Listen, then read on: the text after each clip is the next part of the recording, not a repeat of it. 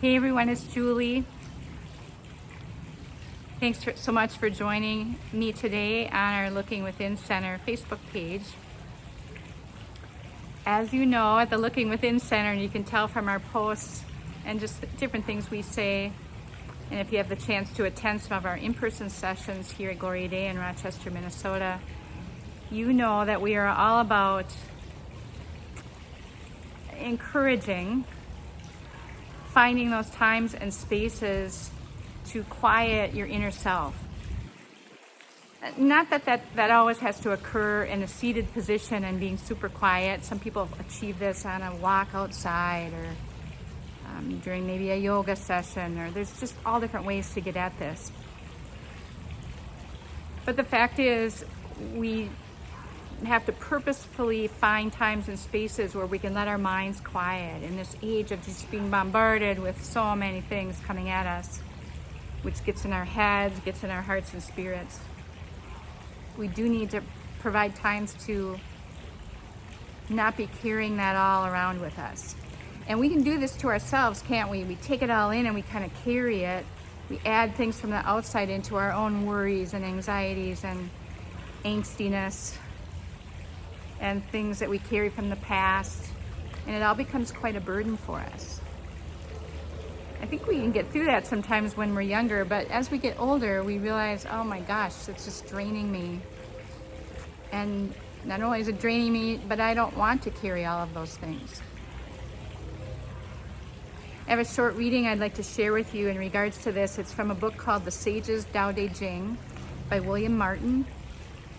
And it's based on the writings of Lao Tzu, a wonderful ancient Chinese philosopher.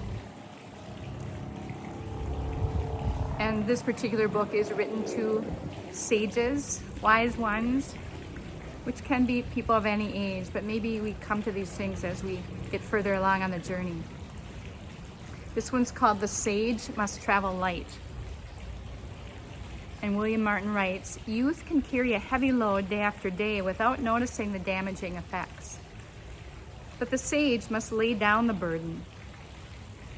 Resentments, regrets, injuries, slights, grudges, and disappointments are much too cumbersome for a person of wisdom and contentment. The sage must travel light. And then Martin says, there is a backpack in the mind which over the years has become filled with rocks and stones. You do not have to carry them anymore. You can empty your pack and carry only compassion from one day to the next. I find that reminder so helpful. I wanted to pass that on to you today as well. We probably can't help completely how much we're taking into us and holding inside. We can turn the TV off or the radio off, or find some quiet time, do some meditation or quiet prayer, take a walk. We can do those things, but then ultimately we have to unload the pack that we can carry in all of those quiet times. We can still have this backpack filled with these rocks and stones, things from the past that we keep spinning in, stories and resentments and disappointments and critiquing everything, criticizing everything.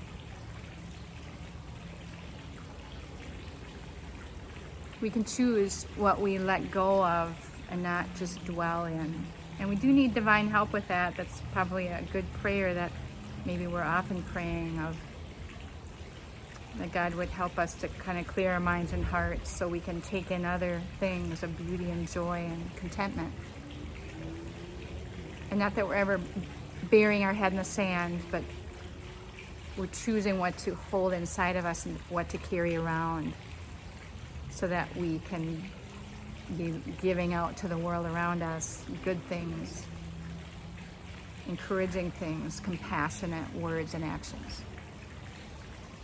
So today I encourage you in any practices you have, whether they be practices of stillness or other things where your mind can and your heart can be opened and be taking in that presence of God, which often isn't contained in words, but just nudges and senses of things and just open spaciousness, that we let that metaphorical backpack be filled with those things instead of all the other things that could drag us down. So today I encourage myself and you to make those choices about what we take in, what we carry, and instead to travel light, as Martin says. And I think all of a sudden life becomes a whole lot more enjoyable and light-filled, and even in the difficult times we can be lights for ourselves and others around us. Thanks so much for visiting with us on this Facebook page, and I will look forward to seeing you in about another month, and I look forward to you hearing from our other contributors as we join you each week on Thursdays. Thanks everybody. Blessings on your journey.